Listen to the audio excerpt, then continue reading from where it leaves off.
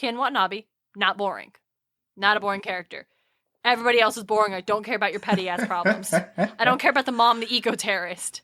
All right? I don't care about 11. Eco-terrorist mom. The mom is an eco-terrorist, and at the end of the movie, we're supposed to believe she died a hero. This is all her fault. Billions are dead. Oh, Jesus. Spoilers for Godzilla. Look, man, as long as you don't spoil the fights, all I know is Godzilla wins in the end. The movie's named after them. Yeah, it's pretty fucking great.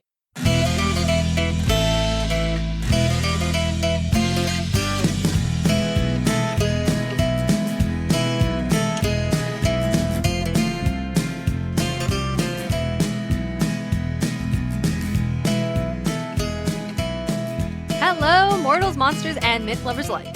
You're listening to Podcast of Poseidon, where we explore how ancient myths become modern pop culture by reading Rick Riordan's Percy Jackson and the Olympians. This is Chapter 21, The Hydra. I'm your co-host, on loan from the Hunters of Artemis, Darien Smartt. Joining me is my co-host and brother, hailing from Monster Donut, DJ. How's everybody doing today? We did a bonus episode of Monster Donut. I will say, however, Monster Donut's donuts just aren't as good as Krispy Kreme donuts. They aren't. This is a fact. Yeah.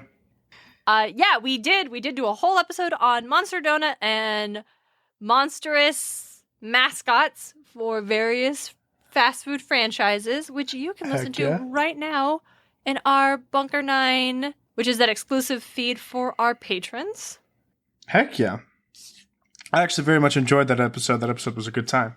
Yeah, it was super fun. We had thoughts about pizza. Plenty of thoughts.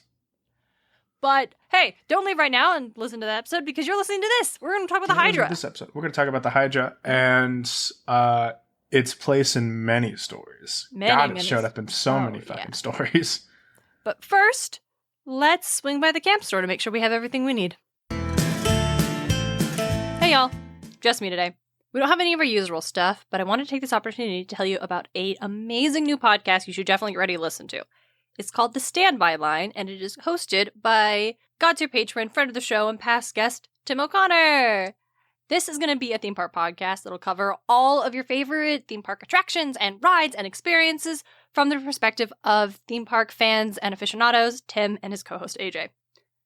I have gotten a sneak peek at the first episode, and y'all, it's a riot. It's so fun. It's so informative. If you've ever thought, I love theme park podcasts, but what I'm missing is talking about Walt Disney's death in the first 6 minutes, this is going to be the show for you. We will certainly be sharing links to the show when they are available, but in the meantime, check your favorite podcatcher for the Standby Line and subscribe. And congratulations, Tim, for this new endeavor. I'm so excited to be able to hear more.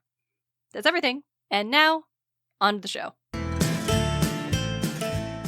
All right, so DJ, what do you remember about the Hydra from Percy Jackson and the Sea of Monsters?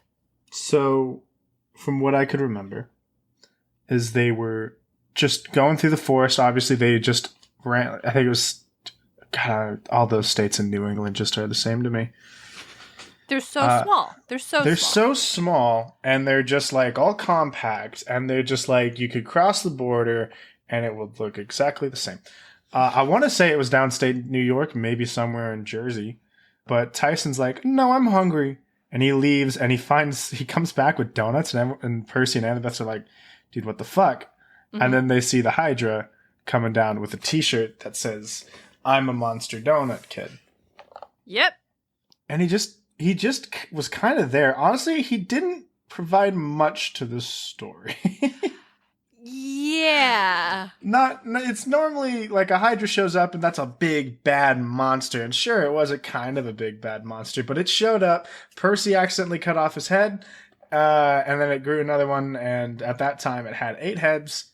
Mm-hmm. And then Clarice showed up with her ship and just bombed the fuck out of it.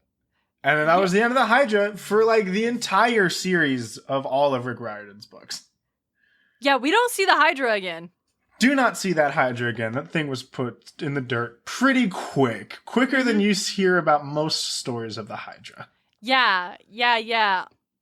In terms of Hydra takedowns, Clarice definitely has the best approach, and we will discuss that. I'm certain she's got the record, you know? Yeah, I just timed it. At least the record from when you enter the fight to when you finish it. Yeah. But yeah, you're right. I think plot-wise, the Hydra serves to reunite Percy, Annabeth, and Tyson with Clarice because Yeah. she kills the Hydra and then's like, all right, you can come on my ship As prisoners. basically. Yeah. Which we were wrong about the kind of ship it was. Yeah. We were very wrong. And now that, you know what? Now that we're bringing it up right now, I'm going to look up and clarify. I would like to, on the pod, offer a redaction and this very clear correction of the ship. So, I think we called it a U-boat, which even when I was saying it felt wrong. Mm-hmm. I believe that's correct. It is an ironclad, not a U-boat. Yes. Thank you to friend of the show and God tier patron Tim O'Connor for sending us that correction after the Sea of Monsters episode came out. I appreciate your passion and your continued support. Yes. Yeah. Clarice showed up and took them prisoner, and then that was the end of the Hydra in End of the Hydra. all of the Half-Blood books, which was a little wild. It is, yeah, especially How prevalent the Hydra is in like anything else. kinda, yeah. I guess to be fair, in Greek mythology, the Hydra is kind of just a checklist on the overarching myth in which it appears in, because the slaying of the Hydra is one of Hercules' labors. Yeah. And like, that's the thing though, is that whenever we have another game that has like references to those labors, like the Nemean lion or the other animals he kills, such as in Assassin's Creed Odyssey, you go through and you kill a lot of those lions, I think, or not lions, but like the boar that he kills, the Nemean lion, probably a couple more, and they're fucking tough fights. Even if you're like over leveled, they're still tough fights to fucking do. Sadly, the Hydra wasn't a boss in that game, which I was a little bummed out. Maybe in one of the DLCs, but yeah. But yeah, there was like, even just like the Nemean lion was probably the hardest one, or the boar. One of those two were just like, they were difficult as fuck. Yeah. Yeah, the Hydra definitely doesn't feel like it has quite the gravitas in Sea of Monsters. Like, don't get me wrong, we're told that this is a very dangerous creature, especially because it doesn't look like Percy. Well, here's the problem. I never once in these books think that Percy, Annabeth, and whoever's the third member of the trio at that time are not going to get out just fine. Yeah. Like, I don't. They're not going to get out clean. Like, it's fine. They're going to have something wrong with them by the end of that fight. And by the end of the whole fucking thing, they're like so beat to shit.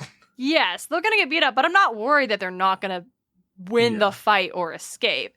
The only time I thought that was in Tartarus. I was really fucking worried in Tartarus. Yeah. Oh man, I got thoughts, I got opinions, but yes, so that is true. But I guess at least in the Olympians, Percy Jackson and the Olympian series, it is very much like, I'm riveted usually, but I'm not worried. The Hydra interaction definitely wasn't something I was riveted in. It does, now that we're talking about it now, have me a concern. It have me a concern. Is the Hydra a child? Did they kill a baby Hydra? I mean, honestly, maybe. Like, he could have, like, but that's also the thing, is... Monster Donut Kid. Monster Donut Kid. But that's, I think, did it say Monster Donut Kid or Monster Donut Monster? I'm a Monster Donut Kid. Okay. That's the thing, though, is like, I would absolutely wear I'm a Krispy Kreme kid.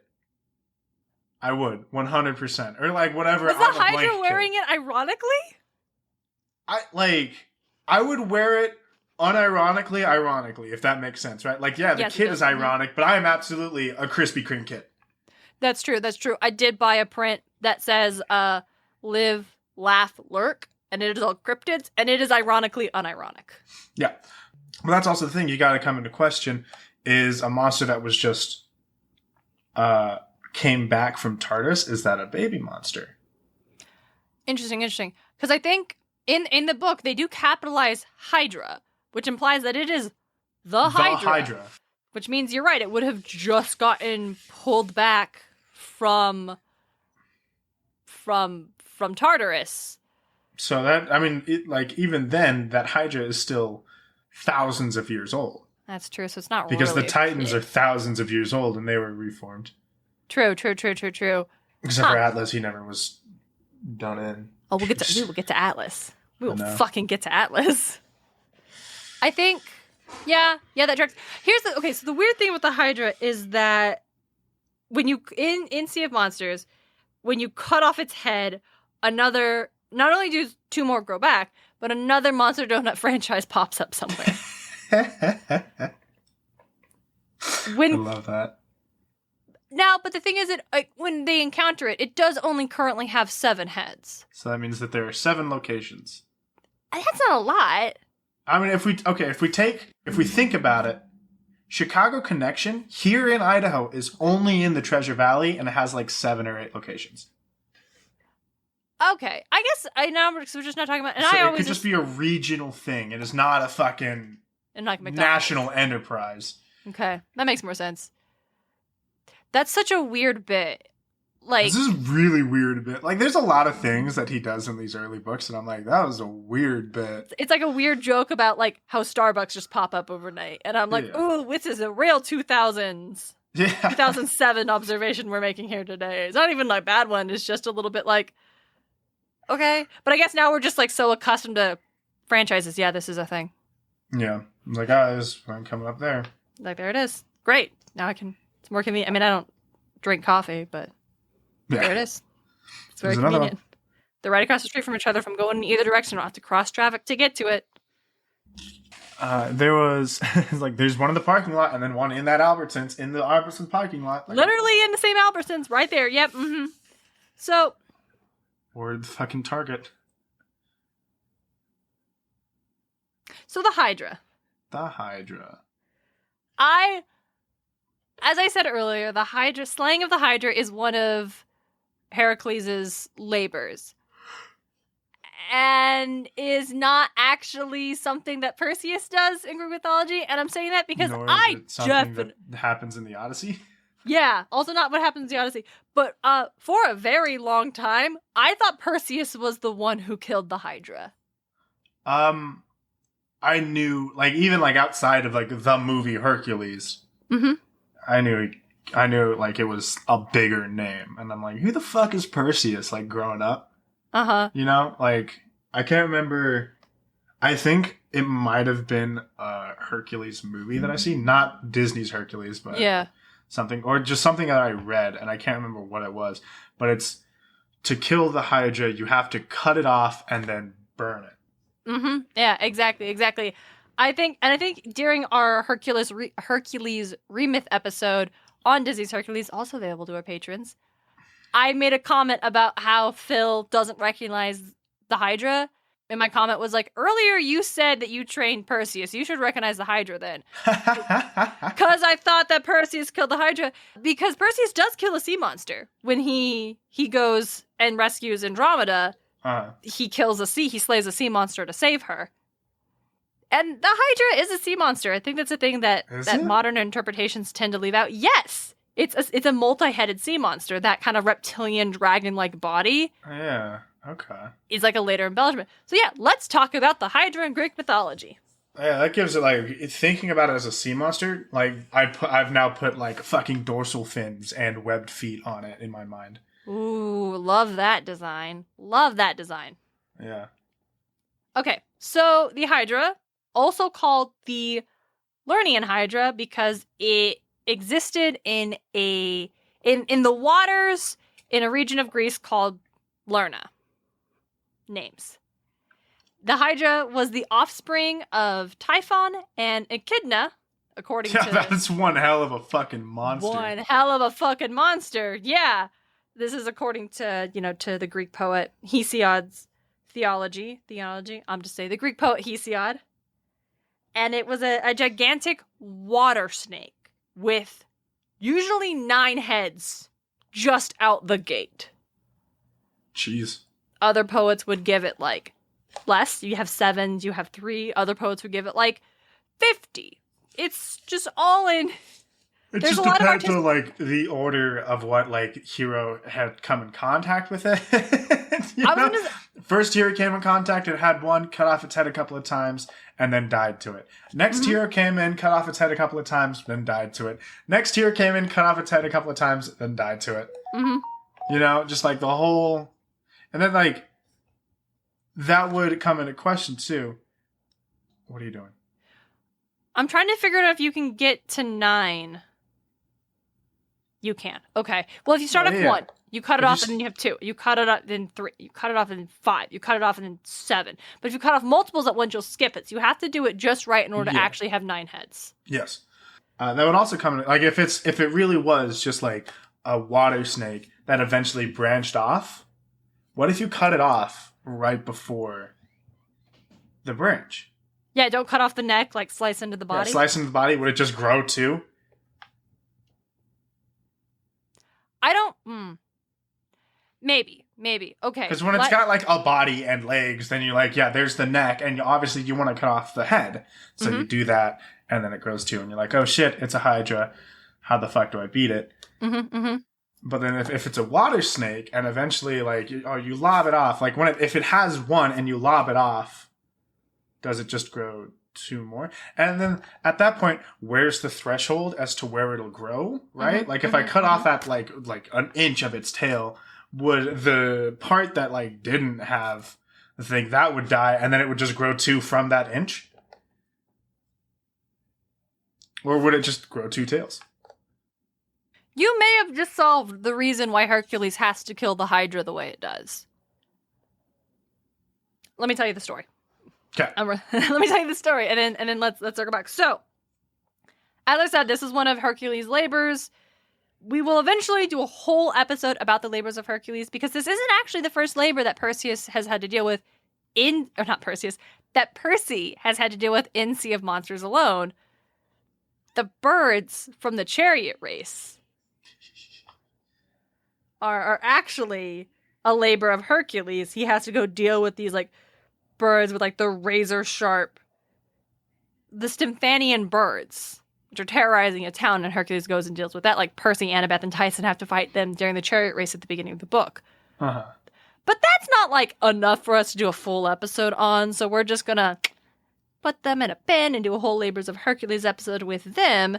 But the Hydra's got a lot more shit going on, and we've tended to keep the Hydra with us throughout pop culture, so that's why this gets to happen today. Yes. So, Labor of Hercules. He's sent to Lerna to go slay the beast.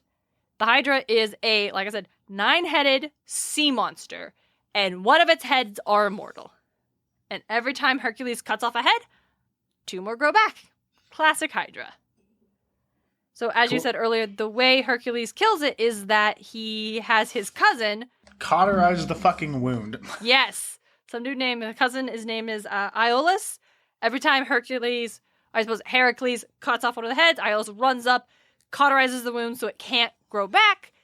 And Hercules cuts it off, and finally he cuts off the head of the Hydra that is the immortal head. But the immortal head doesn't die. So Hercules takes that head, drags it off, and then buries it far away from the body so the head can't regenerate and it can't reattach to the body. So the Hydra is never actually dead.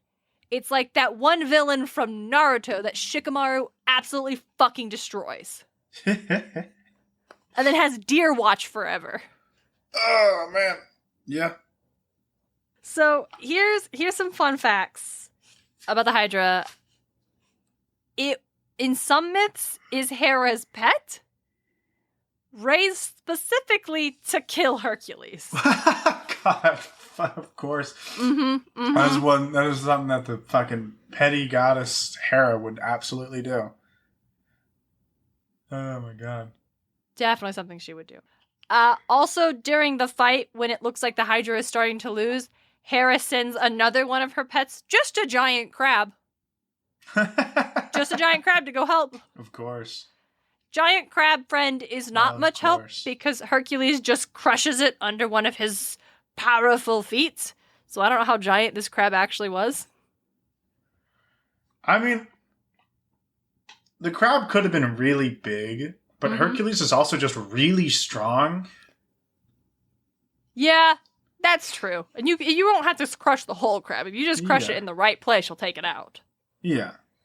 So that's what happens to the crab. And once the crab and the Hydra are both dead, Hera does put them up in the sky as constellations.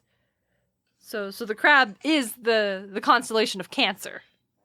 It would be. Right? Yeah, it would be. I have something else that I'm really excited about, and I don't know how to do a cool transition for it. So I'm just going to come out and say it. The Hydra was probably guarding an entrance to the underworld. Very well could have been. Yeah. Yeah. Because Lerna... Entrance somewhere underwater. Yes, exactly. So Lerna was, in classical Greece, a region of, like, springs and marshes. Uh-huh. And it was said that one of the lakes of Lerna, Lake Alcyonian, I practice. Alcyonian, I'm going to say. So, yeah, the bottomless Alcyonian lake was supposed to be an entrance to the underworld. Now, this was actually the entrance that Dionysus used when he went to rescue his wife, Ariadne, and then his mother from the underworld. And it would make sense that there would be this, like, something has to guard that entrance. So yeah, it makes sense that maybe the Hydra was meant to guard it, because do you know what other famous multi-headed monstrous creature was also a child of Typhon and Echidna? Cerberus, I assume? Cerberus! Oh my god, nice. Mm-hmm. So Cerberus has most of the acclaim, but it is very likely that the Hydra's purpose was also to be a guardian of the underworld, because another labeler of Hercules does have him going down and basically, like, wrestling Cerberus and bringing him back out of the underworld. So it's not the first time. I can't imagine Hades or Cerberus were too happy about that fucking task. Well, Cerberus wasn't. Hades did give Hercules permission just because he wanted to see if he could pull it off, but he's like, you can't use any weapons. Go. It's like, yeah, sure, you could do it, but, like, please don't hurt my dog. Basically, yeah. So he wrestles Cerberus, drags him all the way out, brings him to the king, and the king's like, I hate this, put the dog back. So it's the Hydra is not the last time Hercules will have to deal with underworld stuff, but not what this episode's about at this time. Now, there probably wasn't a bottomless lake to the underworld in Lerna. But there is archaeological and, like, storytelling tradition that suggests that there was a sacred lake, Lerna, in that region. One that was basically, like, the site of various mysteries to Demeter, considering the fact that obviously, like, her daughter Persephone taken to the underworld, this is an interest in the underworld, that would make sense of the area. In fact, I'm bringing it up because I found it super interesting. I found a paper that published in the EGU General Assembly 2020 called Lake Lerna, Investigating Hercules' Ancient Myth. And it talks about how they've used, like, modern geological research to find where this now dried up lake used to be. This, at the time, would have been a freshwater lagoon. But over the centuries, deforestation and silt deposits turned the area into marshland, and mosquitoes love marshland. So once the mosquitoes all moved in, malaria and disease became common in the area, and in the 19th century, they had to drain it for that reason. Fuck mosquitoes. Fuck mosquitoes. Mosquitoes have no fucking point in this world. I don't like mosquitoes, and if they do have some sort of ecological value, do not add us, we don't care. Yeah, I genuinely don't give a shit if they do have, like, an ecological... I don't care. Don't care. All mosquitoes could be wiped out, and then we could have, like, a fucking global collapse, and I would still be happy. As long as there are no mosquitoes. As long as there are no mosquitoes. Hey man, I'm not gonna argue with you. I also hate mosquitoes. Mosquitoes fucking suck. God, I hate them. So, yeah, no more Lake Lerna, but it is cool that there was once upon a time very likely an actual place that people pointed to and could say, yes, that is where Hercules fought the Hydra. And I like that. I mean, that's how most myths are. Most Greek myths are like, over there is where this happened, and over there is where this happened. Minos, like, that place, or whatever, like, the kingdom of that guy's thing was. Crete. That's a real place. Yeah. I think that's definitely something that I have forgotten about over the years of how often I heard about these myths and stories, like, growing up. Is that Greece is a real fucking place. Greece is a real Genuine ass place. And, like, Sparta and Athens are still standing fucking cities. Yes. I never doubted that those places were real, but the locations in which myths specifically happened They feel like, yes, England is real, but you have to go to the wardrobe to get to Narnia. And that's where the myth happens. That's where Perseus did fight. That's where Perseus slayed Medusa. That's where Hercules fought the Hydra. Like, they happen, this is the real place, but the actual location is Fantasyland. Actually, like, probably one of the only places that is Fantasyland is the summit of Mountain Olympus. The actual kingdom of the gods. The actual yes, kingdom but of the the mountain gods Olympus is a fucking mountain. Is an and it's actual there. real mountain, yes. It is there. You can make it to the top probably within like a day. Yeah.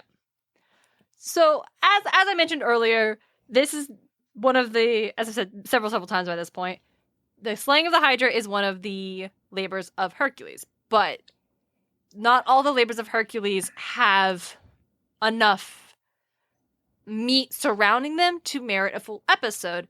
The Hydra, I'd say, is probably going to be one of the few exceptions, largely because it's very known by like everyone. Yes, at this point, it is one of those myths that has largely been removed from its original setting to stand on its own. I would say, like Medusa, essentially, like her myth is she is killed by Perseus, but you could find a Medusa Gorgon in a video game, in a book, in whatever, and not be like, where's Perseus at? You just be like, oh shit, Medusa's here, let's go. Yeah. And we see the Hydra in a lot of things. A ton of things. Holy shit. There's like Hydra monsters in D&D, there's regular monsters just in basically any media that has a collection of monsters that heroes are gonna fight. Anime, webcomics, movies. The Hydra will most likely show up. Mm-hmm. Big time in video games. You've got Hydra in EverQuest, in Final Fantasy, in Legend of Zelda, in Warcraft, and in Hades. Hey, we're bringing it back. Minecraft. and in a mod of Minecraft, but it's still in Minecraft. Well, it's pretty great. Still, it's a pain in the dick to fight. Would you like to tell us about the Minecraft Hydra? Yeah, so it's in the mod called the Twilight Forest. Okay. And that mod is pretty cool. It's literally just like a whole nother fucking realm that you get to go through. That's got a bunch of shit. It's never day or night. It's always, twilight. Mm-hmm. And it's always at that time. And it's pretty great. And there are 3 real enemies and real bosses. You got the Lich King, the Naga, and the Hydra. And obviously to kill it, like the Hydra comes out. It looks cool, honestly. Like it's pretty dope for a Minecraft mod. It comes out, it starts with, I think, like 3 heads, and it'll end with 5. And eventually, when you kill the first 2, it splits off, obviously, to get 5, and then they start dropping. It's pretty great. I do like it a lot. It's a lot of fun. That's all I got there. Nice. Yeah. I can only speak to the Hydra in Hades, but I'm very excited because now I actually get to speak to Hades. Yeah. I put the game. If y'all haven't heard our Hades Remyth bonus episode, also available to our patrons, y'all can go listen to it. It's super fun. We talk a lot about the game and how great it is. But the Hydra in that game is the second boss that you fight on your way out of the underworld. And I think it's my favorite one. It's a fucking I think it's super fun. Boss. I very much enjoy that boss. Because it's the Bone Hydra. Yeah, it's in the underworld. It's dead. Lava. It's just they're basically just, you don't see its body. It's very sea monster because it's just its heads coming out of the lava, and so it's just like fucking. Fuck! It's in Dragons, dog. My God, I gotta play that game. I need to finish it. That game is fucking stellar. Other places where the Hydra's at. Yeah. Nice.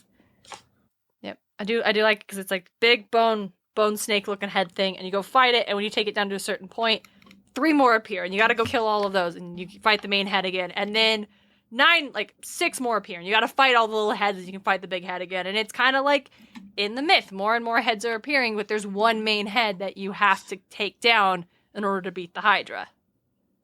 Yeah. And that main head's a pain in the dick. It really, really is. Just keep showing up. Mm-hmm. You were the one who I think pointed out that each of the different heads of the Hydras have certain abilities. Yeah. And so it'll cycle through all of them. So the main head will be a different one with different abilities each time you go to fight it. Yeah. And that's really fun, even if it is a pain in the ass. Wow. This is something stellar. I can't find a list of video games with the Hydra in it. I keep only coming across the fucking Atari Lynx game named Hydra. Yeah, Hydra was kind of hard to research, I'll be honest. Yeah. Doesn't even involve the Hydra. What a weird name. Why is it called Hydra then? Probably something to do with water. Oh, yeah. Oh, hey, yeah, I wanted to go back to the thing you said about how, like, if it's a snake, how can you cut it? How much does it regenerate? Could you not just kill the body? Because I think that would, like, highlight why Hercules doesn't go for the body when he's fighting the Hydra head, or the Hydra. Because he can't. You might very well be, if you cut off its tail, the tail just grows back. Like, you can't just stab it in the body. It'll just regenerate. Okay. So I think that was something I was reading a lot when I was looking at the Hydra. A lot of people just being like, just attack the body. Like Clarice does. The cannons just blow it up. The cannons blow it up constantly. Blow it straight. It blows it so much that it cannot regen that. Mm-hmm. It cannot regen that fucking damage. But if it's a snake body, like if it's a... How are you going to have Ultimate Pop Culture Wiki and then not list any fucking games for the Hydra? Oh, yeah, the Ultimate Pop Culture Wiki is not a good resource for finding things that it appears in pop culture. It literally is just like the Wikipedia page for the Hydra. Can I get out? Go to TV tropes. Search Hydra TV tropes. There's a lot of those games I haven't played, but a lot of them are on my list. Mm-hmm. I need to sit down and start fucking playing through Dragon's Dive because that game plays so good. I've heard good things. And it's a stellar one. But yeah, one of the things when I was researching jumped out. It's like, oh, Hydra and Grand Theft Auto. And I was like, oh shit, is there a Grand Theft Auto game where you find the Hydra? Because I know Grand Theft Auto does weird shit like that. There's a game where you... No, it's the name of the fucking jet. Yeah, it's just the name of one of the planes, and it really bummed me out. I'm like, oh, that's not as fun. A lot of things just use the name of the Hydra as, like, because it's a cool name, which I don't blame them. It's a real-life animal that just looks like a Hydra named the Hydra. Yes. Do you want to talk? I have that one on my notes. Do you want to skip and talk about that? That thing is fucking wild. I'm into it. I would like to. I don't like that. Ooh, I don't like that. What are you looking at? A picture of the Hydra. Oh, yeah, it's upsetting. So the Hydra is actually a genus of small freshwater organisms. Yeah, it's spooky. It's spooky. And they call it this species or this genus the Hydra because it has amazing regenerative abilities. Yeah, it does. Like, if you cut it in half, the tail part will grow a head and the head part will grow a tail. And it's just... both of them are fine and still are both Hydras and then just go about its thing. You just slice it and it'll regenerate all of the stuff. And it is super fucking bizarre. Also, they don't seem to age. These creatures, they just don't seem to age at all. Oh. Time does not touch them. Really? That's fucking cool as shit. Yeah. And these are real creatures. They live on planet Earth. They are called the Hydra, and they earn that name. I don't know how you kill it. Like, I mean, there's obviously a way. Probably fire. Let's be real here. Okay, but like, if you were that size, let's say you were you, but you were the size of this little organism, and you had to fight it like you were Hercules fighting the Hydra. I don't know how you kill it. Who knows? Because it sounds actually tougher than the mythical. I almost said than the real Hydra. Than the mythical Hydra. Sorry, I'm watching the reveal of Ghidorah in Godzilla King of Monsters. Yeah, I heard that one too. Do you want to talk about King Ghidorah? Sure, dude. Ghidorah looks fucking badass. I've been meaning to watch these new Godzilla movies. I still haven't. Oh, yeah. Speaking of Hydra. Oh, you actually... I have a little statue. It's an incense holder, and it's supposed to, like, come out of his ears and mouths. Yeah, it's this multi-headed dragon beast. But yeah, it's very Hydra.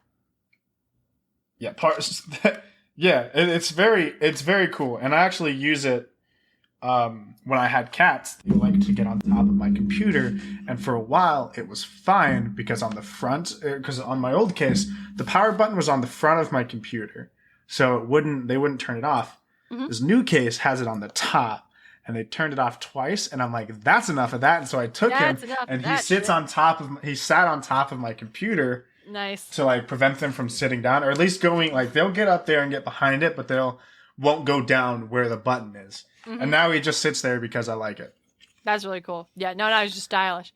But yeah, King Ghidorah in Godzilla is modeled after the Greek Hydra, like the multiple heads. And if you cut one off, maybe not the Greek Hydra because he's got a body and legs and wings. but like a lot of interpretations of the Greek Hydra has the body. But like if you cut off one of his head, it grows back. Yeah.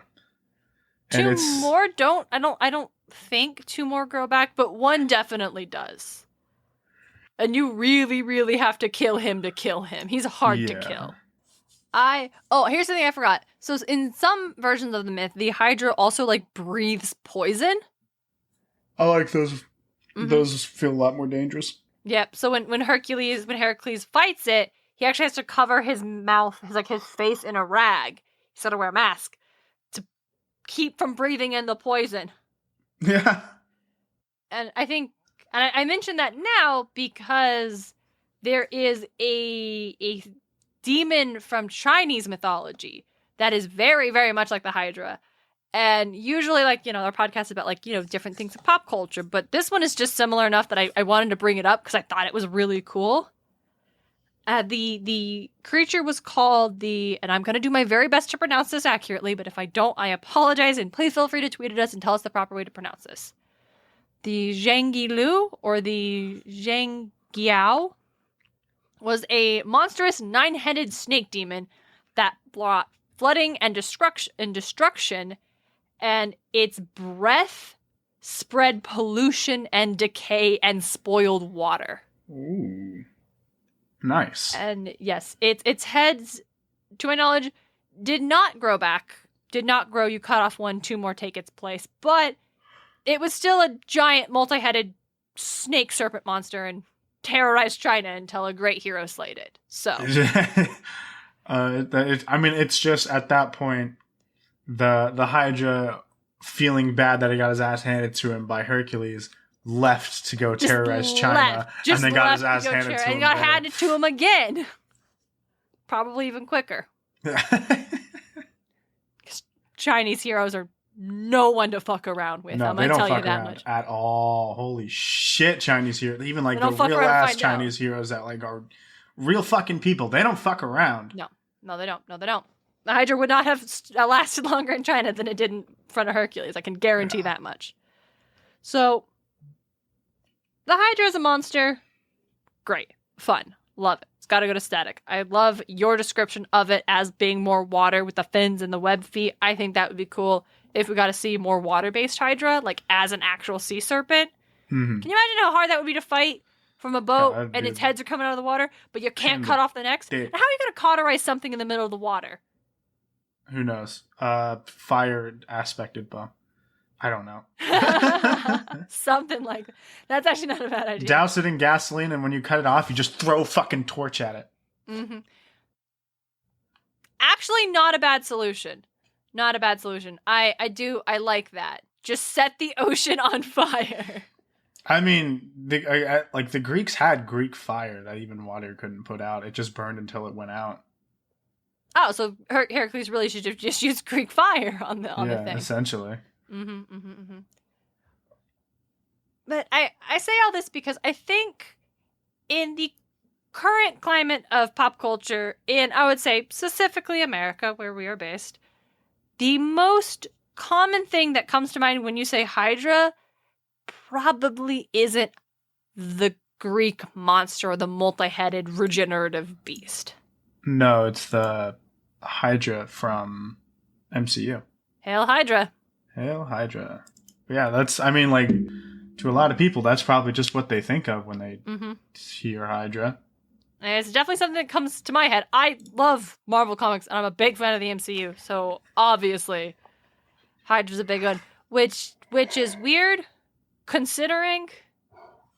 And if you just go to TV tropes and search, or if you just go to Google and search Hydra TV tropes, it fucking gives you lists of different MCU Hydra stuff.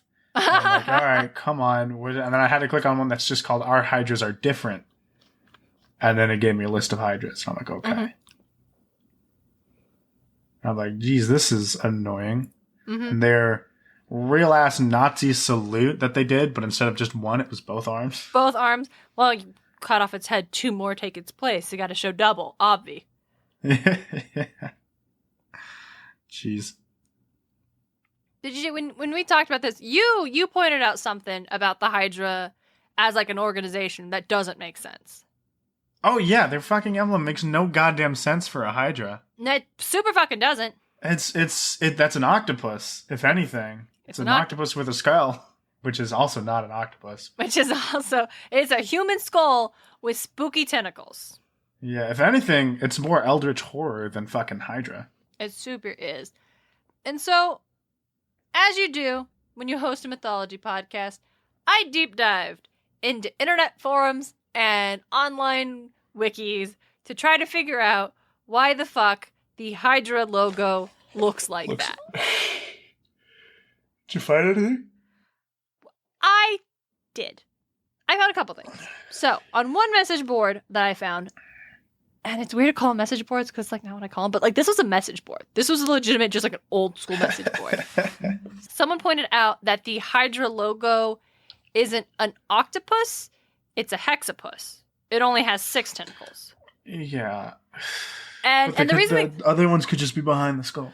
Well, the reason the person pointed it out is because in 1955 there was one of like the monster horror movies called It Came from Beneath the Sea. And it featured a massive octopus creature, but it only had 6 tentacles, so a massive hexapus terrorizing people. You know, classic B monster movie. Come to find out, Marvel just also owns that. Right. And so this person's theory was that, oh, hey, well, we know that Jack Kirby liked to pull things from modern pop culture when like doing his designs and the artwork for like those early days of Marvel. So he may have been inspired by the hectopus. But this is the same person who also claimed that the Hydra symbol looked very, very similar. And the Hydra organization had a very similar backstory to the, quote, real world Brotherhood of the Snake. And they did include a picture of... Are you Googling Brotherhood of the Snake? Yeah, why wouldn't I? I mean, obviously. So I'm going to drop in the chat just the image that this person included so you can see what the Brotherhood of the Snakes... This is... I am only getting a 2016 album by Testament. Yes, you are. I know. Come look at this thing I shared real quick. Huh. So this is the thing that the person included in their post, claiming that this is the logo of the Brotherhood of the Snake. I guess? Like describe it for our listeners. So, what it is it's got a dagger, and at the hilt of the dagger, where the cross guard is supposed to be, it's a circle of the Nazi symbol. Mm-hmm. And around that dagger has twin-headed snakes going out of it, and about 2 twin-headed snakes, or just a fucking Hydra, because I only see one tail, really. Mm. And then a skull at the end, and it's surrounded by a laurel wreath. Yeah. And it looks like it could be like a pin or a badge. Yeah, it's something. And I can see, like, okay, it's got the skull, got the tentacle snake thing. Like, yeah, maybe. Except, as you just found, if you try to do any research into Brotherhood of the Snake, you're gonna get that album. Which is pretty rough. Maybe if I just search Brotherhood of the Snake. Yeah, album. It is literally only Testament. I'm gonna save you a lot of time because I already spent 25 minutes doing this, DJ. Yeah. I could find no evidence that any such organization exists or existed at all. Not even on your quality world order conspiracy theory websites could I find any mention of any organization called Brotherhood of the Snake or Brotherhood of the Serpent or whatever. So I don't know what this blogspot picture this person shared is, but I'm gonna go on a limb and say that I don't think it inspired Stan Lee and Jack Kirby, nor do I think the hexapus is what inspired the Hydra symbol. Yeah, I don't think so. So I had to do more digging. This time, my adventures brought me to Reddit. Oh, shit. I took it and I decided to see what would happen if I translated it to German and then Googled that. Uh-huh. And it looks like I still only got the fucking album. Yeah, I don't think book. I'm gonna say it's not real. I'm gonna say this is not a real thing. I don't know what this pendant is, but it has nothing to do with anything. So I went to Reddit. Okay, what'd you find on Reddit? So on Reddit, I found another similar post of someone asking, what's up with the Hydra symbol? Why does it look like this? And someone presented their own theory. And this theory I find to be a lot more plausible. So they suggested that the Hydra symbol is a reference, allusion, an homage to the organization Spectre from the Bond series. Because the Spectre logo is a weird octopus.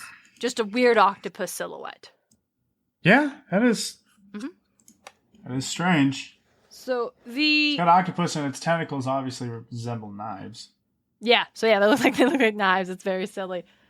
The organization, so Spectre first appeared in the James Bond novel Thunderball, which was published in 1961, and then they appeared in the movie Dr. No in 1962. I needed to do research into the Hydra timeline.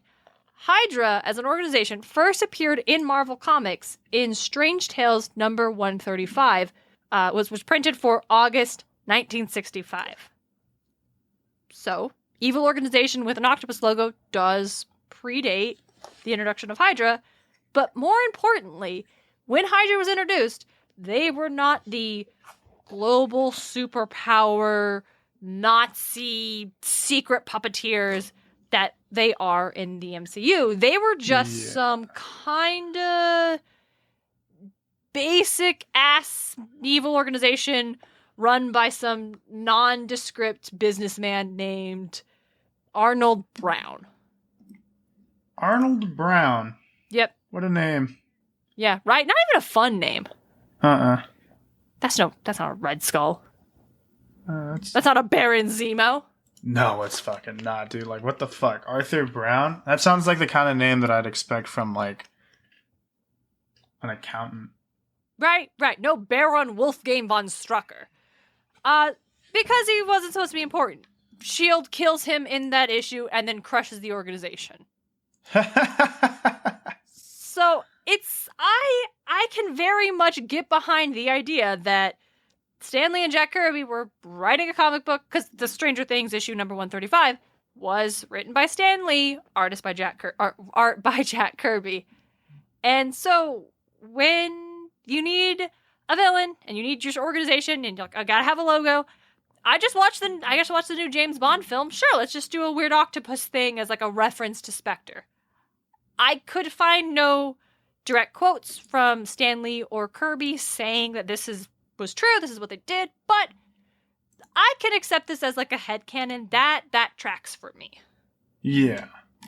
It wasn't until some years later that Hydra would reappear in Marvel Comics, this time run by Baron von Strucker. And that's when we got the association with Nazis, and that's when we got the association with Red Skull. It was actually one of the very first retcons in the Marvel Comics, is expanding and correcting, like, the legacy of Hydra. I know over the years, it's gotten even more, like, crazy-ass retcons. Like, now the organization has alien origins. Yeah, like, that's... What? Really? In pre-human times, a cabal of cold-blooded aliens came to Earth. Planning to start a legacy of evil, and they planted the seeds, and they, like, fucked around in ancient Egypt, and then that split, and eventually you get, you know, Hydra and the Nazis, and, like, Red Skull is the one who first, like, the organization went by different names until it got to Red Skull, who officially resurrected it as Hydra, and then it's just been Hydra the whole time. Jeez. So that's crazy. That's yeah, right. Comics are weird. Comics are just getting whack. They've always been just whack. Like fucking COD zombies when Origins came around. Like, all right, we're changing the whole fucking game, and I'm like, okay, cool. Not a lot of people liked that. I thought it was cool. So yeah, that's if any of our wonderful listeners knows exactly, very specifically, why the Hydra symbol of the Marvel Comics MCU is, well, no, just of Marvel Comics. Don't come to me and tell me about the whole S.H.I.E.L.D. episode where it's supposed to look like the Hive or whatever, and that's why it looks like that. That's not. I'm not accepting it as canon. None of those S.H.I.E.L.D. characters have appeared in Avengers Endgame, so I don't accept anything that happened in S.H.I.E.L.D. as canon. I'm sorry to all of our S.H.I.E.L.D. fans, if we have any. Not to say there aren't any, I just don't know if you're listening. That's Agents of S.H.I.E.L.D. you're talking about with Phil Coulson and... Yep. Yeah. So... Yeah, I don't blame you there. But if anybody knows, like, legit canon, here's a direct quote from Jack Kirby about why he drew this octopus thing. Yeah, let us know. Love to hear about it. Yeah, I just, like, the whole, like, when you were talking and while I was listening, I decided to, like, see if I could pull anything out by searching it in German. Okay. And again, all I got were, like, 2 different books. And then, like, 1 link for the Testament. And I'm like, there you go. Brotherhood of Snake, not real. Fucking nothing. Is nothing. Don't know what this weird forum poster was going on about. I couldn't even find respectable conspiracy theories to tell me about this evil organization. So... Yeah. Where the fuck did this pin even come from? Give me a second. I'm reverse Google image searching it. So, it looks like it is a fan thing for either one of those books that I saw or the Testament. Because everything that I'm seeing... Wait. What the fuck is this one? Well, I found this place called occultsecretsocieties.blogspot.com. Okay. And it does have stuff on the Brotherhood of the Snake. Okay. I feel like you have to dig that deep to find any sort of, like, fucking secret society. deep. I'm going to say it's not real. Or they're a really, really good secret society and have managed to really stay off the radar. Yeah. Look, dude. They've been so far back, way farther than fucking Nazis, is what people are dating these guys at. I'm gonna say that if they probably didn't inspire Jack Kirby or anything else ever. Yeah. This is wild. Oh no, DJ's going down the rabbit hole. Abort! Davis, come back! Tell me how you'd kill the Hydra. I don't even know. Like, if I had the skill, I'd just go for the basic slice and torch. Okay. If it ain't broke, don't fix it, right? That's fair. If I had, like, modern tech, maybe just do what Clarice did and fucking load it up with damage. Mm-hmm. Aim for the body. Yeah. Or the layout of proper, and then I just do what Disney's Hercules did and have it fucking crushed under a rock. Oh, that's right. We didn't even talk about that. When in Disney's Hercules, he just keeps cutting heads off because... And then we get that really cool CG scene of all those fucking heads. Yeah, that's cool. It's pretty dope. Wonder Boy is charming, but he's not very bright. No, he's not. And then he manages to crush it with a big old fucking side of a cliff. Yeah. And somehow got in its claw? I have no idea. Like, yeah, he like, everything crushed, and like, oh, and the limb of the Hydra flops out, and they're like, oh no. And then Hercules forces I believe I remember correctly, he forces the claw open and climbs out so he didn't get crushed. Yeah. I don't know at what point in time the Hydra grabbed him, but okay. Well, he was like pushed against the wall. Oh, that's right. And so that's how he managed to fucking slam it. Because he was hitting the wall to get the rocks to fall. Tight. All right, you know what? I stand corrected. He's, you know what? Not a lot of wisdom, but pretty high intelligence. Yeah. I think that's the right Well, move. The first time it grows heads back, I think you should realize I probably shouldn't cut heads off. Yeah. I don't think that comes from wisdom. Okay. Yeah. Maybe that's just... Was that like passive perception? Probably. You should be smart enough to figure that shit out. Yeah. Whoa, how'd that happen? I don't know, you cut a head off and 2 more grew back. That's weird. I'm not going to make any connection between those 2 actions. Yeah, well, anyway. Let's just do it again. And Phil's like, please stop. Why are you doing this? Would you stop cutting heads off? Yeah, like, Phil, I think you probably could have given him some sort of, like, critical thinking tests in between the various running and jumping activities we were doing on the island. Yeah, it's cool because like what I read from about like that dragon's dogma, the only way to kill it is if you have like fire aspected swords or like fires in use. Because then like if you a lightsaber would fucking immediately cauterize that wound. Absolutely. I can't think of much more. No, I think kill the Hydra with the lightsaber is as good as we're gonna get today. Yeah, I think that's like the best. That's the peak. We did it. And then, I mean, yeah, just follow Hercules' lead or just like trap the fucking immortal head in Bury something. Bury it, trap it, something. Follow Clarice's lead, go for the... You know what? I think we've learned today that there's actually a lot of ways to kill the Hydra. You just gotta get a little creative. Yeah. Never underestimate the importance of creativity, kids. It'll take you a long way. Oh, it certainly will. Well, that's all we got for this episode. That is everything. Hey y'all. Please don't tweet at us about the Brotherhood of the Snake. I don't want to hear about it. I don't. Tweet at us about anything else. I don't want to hear about secret evil organizations. I don't care. Yeah. But tweet us about anything else if you want to do. I'd love to hear from you, just not about that. Anyway, thank you guys so much for joining us. Yeah, this has been super fun. We will be back on, I say slowly as I pull up the 27th. No. This comes out on the 13th. No. That's what you said. Or no, 17th. We'll be back the 3rd. No. Of September. Yeah. Nope. 31st. There you did it! I kept adding numbers. Tuesday?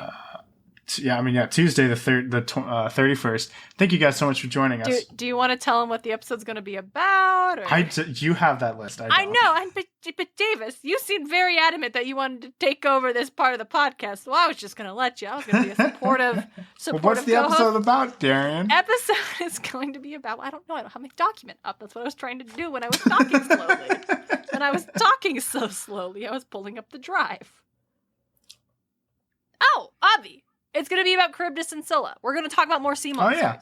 Heck yeah. More sea monsters. Talking sea monsters. Hey, DJ, I love sea monsters, though. Like, have I told you Sea monsters are great. Are, in fact, my favorite species of monster because I'm afraid of water. Sea monsters are great because, well, we haven't been able to disprove them yet. Yeah, and that's why I'm scared of water. Also, fish. Fuck fish. I love eating fish. I don't like seafood, but fish get too... catfish. A catfish can get big enough to swallow a human adult. It can. Fuck catfish. Fuck I mean, fish. that's what happens when you're not bound by gravity, really, and you just can eat. Lobsters are effectively immortal. It's just when they get older, like when they just continue to grow, right? They are effectively immortal. Problem is that the older we get, the harder it is to expend energy, and molting their shell expends a lot of energy. So when they molt their shell, they expend a ton of energy, and then when they get older, when they do that, they just die. But if they had a bottomless energy, they're effectively immortal, and they can fucking grow so big. Oh, God. Okay, well, we're gonna talk about... I think, like, the biggest lobster is, like, upwards of 100 pounds or something like that. Jesus Christ, lobsters are also sea monsters. Okay, all things in the ocean are actually monsters, but especially Charybdis and Scylla, and we're going to talk about it on Tuesday, August 31st. We will catch up with y'all then. 44 pounds. I was wrong, but it's like the size of your average child. That's too big. Okay, we're done with the episode. I'm done thinking about fish.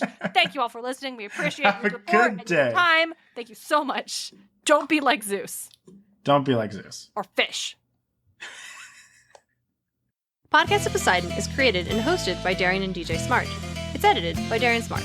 The show is produced by Darien and DJ Smartt, as well as Tim O'Connor, the Crystal Con Man. Our music is Athens Festival by Martin Hain, and our cover art is by Audrey Miller. You can find her on Instagram at bombshellnutshellart. Like the show? Ready for more? Support Podcast of Poseidon on Patreon. Just $1 gets you exclusive bonus content. Find out more at patreon.com/podcastepisode. Can't spare the drachmas? You can support the show by leaving a review on Apple Podcast or by sharing us with your friends. Find all of our episodes and episode transcripts at podcastaposeidon.com. Thanks for listening.